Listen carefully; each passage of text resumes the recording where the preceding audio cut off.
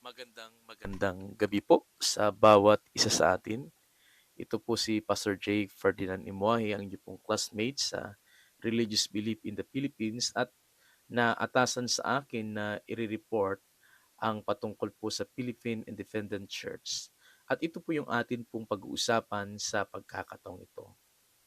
Alam po natin na ang Philippine Independent Church ay nagmula po sa Roman Catholic Church. At ang kanila pong founder ay kung atin po mapapansin ay si Father Gregory Aglipay. Si Gregory Aglipay ay pinanganak noong May 5, 1860 sa Batac, Ilocos Norte, anak ni na Pedro Aglipay at Victoriana Reyes. At si Father Gregory Aglipay ay nag-aral po sa pagiging pari sa Seminaryo de San Carlos sa Manila. Doon po siya nakapagtapos ng kanya pong pagkapari. At mapapansin po natin si Father Gregory Aglipay ay na-ordain bilang pari noong 1889. At siya po ay naglingkod sa iba't ibang simbahan sa Ilocos at Pangasinan bilang pari po ng Roman Catholic. At mapapansin po natin si Father Gregory Aglipay ay mas kilala sa pagsulong po ng kapayapaan sa panahon po ng digmaan. Kilusang nasyonalista. Nakibahagi sa kilusang nasyonalista noong 1896.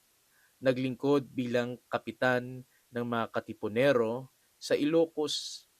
Nakipagtulungan kay Emilio Aguinaldo sa pagtatag ng Republika ng Pilipinas. Ibig pong sabihin, bilang si Aglipay ay bilang pari, siya po ay na-involved sa pagsulong po ng kapayapaan ng atin pong bansa. At siya po ay kilala bilang bayani ng atin pong bansa. Siya po ay naging kapitan ng Katipunero sa Ilocos Norte sa pamumuno po ni Emilio Aguinaldo. Pagtatag ng Philippine Independent Church ay atin pong pag-usapan sa pagkakataong ito. Nagtatag ng Iglesia Pilipina Independiente noong August 3, 1902 si Father Gregory Aglipay. At siya po ang naging unang obispo or supremo ng Iglesia Pilipina Independiente o mas kilala bilang Philippine Independent Church, PIC. Naglarawan ng mga doktrina at tradisyon ng simbahan.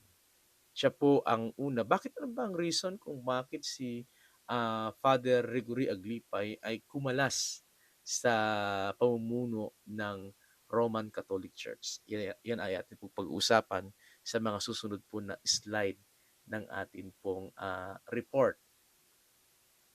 Mga nagawa, pag-usapan po natin ngayon. Nagtatag ng mga paaralan at seminaryo, naglathala ng mga aklat at pahayag, nag-organisa ng mga misyon sa iba't ibang bansa. Ito yung mga naiambag ni Aglipay sa kanya pong kapanahunan na kung saan ay siya po ay naglathala ng maraming mga aklat at siya po ay nagtayo ng mga paaralan at seminaryo at siya po ay nag-organisa ng mga misyon. Hindi lamang sa atin pong bansa, kundi maging sa iba't ibang bansa upang maisulong ang kanya pong bagong tatag na church. Si Father Gregory Aglipay ay namatay noong September 1, 1940 sa Manila at siya po ay inilibing sa Batac, Ilocos Norte kung saan siya po ay doon ipinanganak. At dito po sa history ng PIC ay napasama at kabilang ang kanilang founder sa kinikilala ng ating pong bansa bilang mga bayani sa kapanahunan nila. Ano ba ang mga naging titulo or title ni Gregory Aglipay? Obispo Supremo ng PIC. O pag sinabi nating pinaka-head ng PIC or Philippine Independent Church, siya po yung pinaka-supremo at kauna-unahang obispo na itinatag ng PIC. Simula nang sila po ay kumalas sa pamumuno ng Roman Empire, ng Roman Church. Tagapangulo ng Simbahang Katoliko ng Pilipinas. Di ba alam natin na sila po yung kinikilalang Katolikong Pilipino o Katolikong na mula sa Pilipinas. At siya rin po ang nagtatag ng Iglesia Pilipina Independiente. At si Aglipay po ay binigyan po ng mga pagkilala. Nakilala bilang isang bayani ng Pilipinas, nakilala bilang isang tagapagtatag ng simbahang Pilipino, nakilala bilang isang tagapangalaga ng kultura ng Pilipino. Sa kasaysayan ng Philippine Independent Church, ang Philippine Independent Church, PIC, kilala rin bilang Iglesia Pilipina Independiente or IFI, ay isang simbahang Katoliko na hindi sumasailalim sa otoridad ng Papa sa Roma. Narito ang kasaysayan at ito'y atin pong pag-uusapan. Una, sa unang bahagi noong 1860 to 1902, 1860, nagsimula ang kilusang nasyonalista sa Pilipinas na naglalayong makamit ang kalayaan mula sa Espanya. Noong 1896, nagsimulang kumilos ang Katipunan, isang samahang nasyonalista sa pamumuno ni Andres Bonifacio. Noong 1898, nagdeklara ng kalayaan ng Pilipinas at nagsimula ang revolusyon laban sa Espanya. Ito yung mga kadahilanan kung bakit sila ay umaklas sa pamumuno ng mga Spain or ng mga Espanyol sa kanila pong kapanahunan. Kaya dito po mapapansin po natin sila po ay hindi saklaw at hindi po sila sumasailalim sa kapangyarihan ng Papa ng Roma. Pagkatatag ng PIC or Philippine Independent Church noong 1902, nagtatag si Gregorio Aglipay ng Iglesia Pilipina Independiente kasama ang mga dating pari ng simbahang Katoliko. Kanya pong hinikayat, kanya pong sinama na sila po ay magpasimula ng bagong samahan, ng bagong church na kung saan ay hindi sumasailalim sa kapangyarihan ng Santo Papa. Subalit sila po ay kinikilalang Katolikong Pilipino. August 3, 1902, nagsimula ang unang misa ng PIC sa Manila. Paglaki ng PIC noong 1902 to 1945.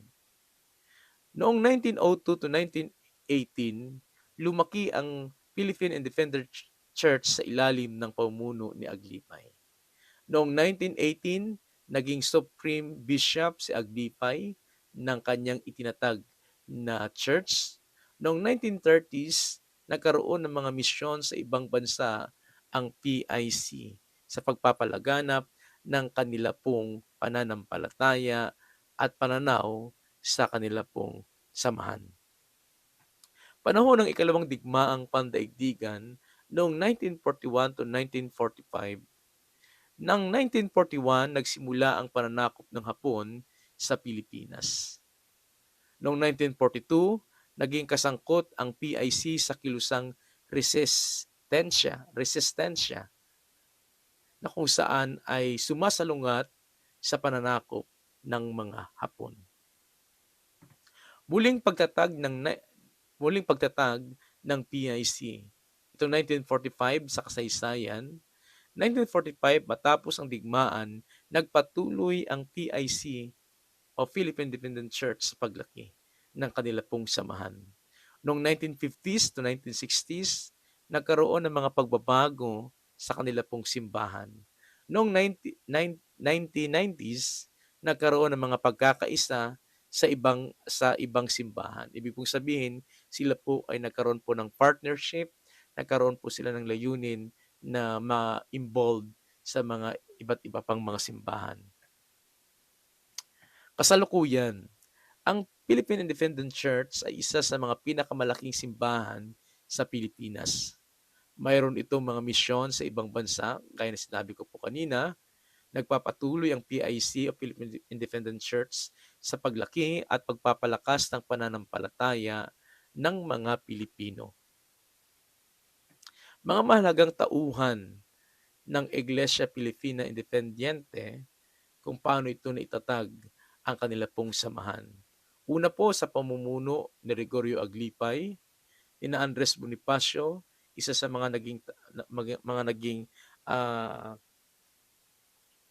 mga kadahilanan kung paano naitatag ang kanila pong samahan, si Emilio Aguinaldo, Isabelo de los Reyes. At ang kanila pong doktrina ay katulad din po sa doktrina ng Katolisismo. Ito yung Katolisismo, nasyonalismo, pagpapalakas ng pananampalataya na kanila pong isinusulong.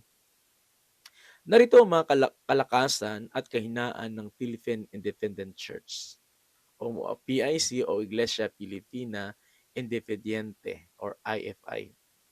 Pag-usapan po natin ngayon ang kalakasan. Nasyonalismo.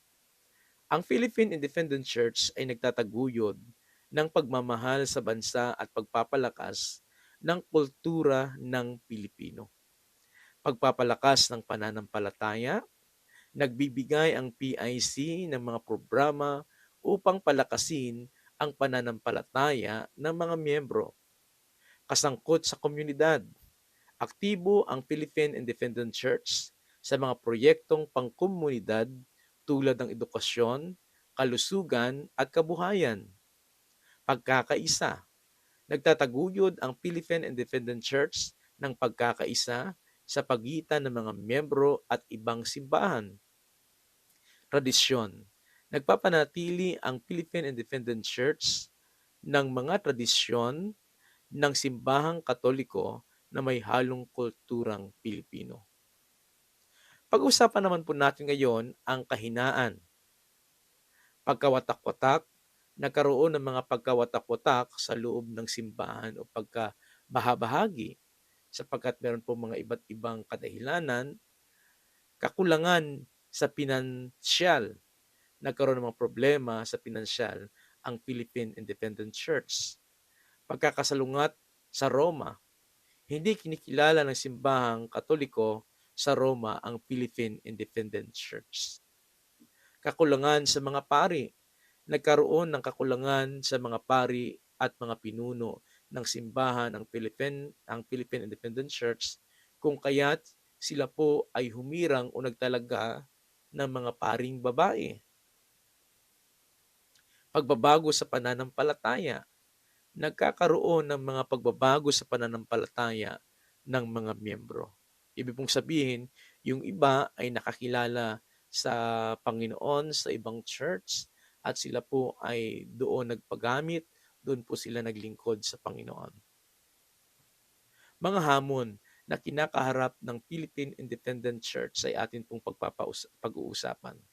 Ito po yung pagpapalakas ng pagkakaisa, paglaki ng simbahan, pagpapabuti ng mga programa, pagtugon sa mga hamon ng modernong panahon, pagpapanatili ng tradisyon. Kaya't ito po ay ang mga naging hamon sa kanila pong local church o sa kanila pong organization. Pag-usapan po natin ngayon ang oportunidad sa kanila pong organization. Ito po yung pagpapalakas ng mga relasyon sa ibang simbahan, paglaki ng mga proyektong pangkomunidad, pagpapabuti ng mga programa sa edukasyon, pagtugon sa mga pangangailangan ng mga miyembro, pagpapalakas ng pagkakaisa sa loob ng simbahan. At sa atin pong pagtatapos, sa atin pong pagtalakay sa Philippine Independent Church, ang Philippine Independent Church ay nagpapatuloy na lumaki at magpapalakas sa kabila ng mga hamon at kahinaan. Kaya't naway sa atin pong pakikinig, sa atin pong nilay-nilay ng kanila pong organization, ay makita po natin ang different ng kanila pong pananampalataya sa pananampalataya ng Katolik. Even though meron pong similarity, like ng kanila pong mga tradition, way of worship, subalit meron po silang mga pagkakasalungat sa kanila pong mga pananaw. For example, sa Roman Catholic ay hindi pwedeng maging pari ang babae, subalit sa kanila ay in-honored na maging pari ang babae. Kaya hanggang sa muli po at hanggang dito lang po ang aking report. Thank you and God bless.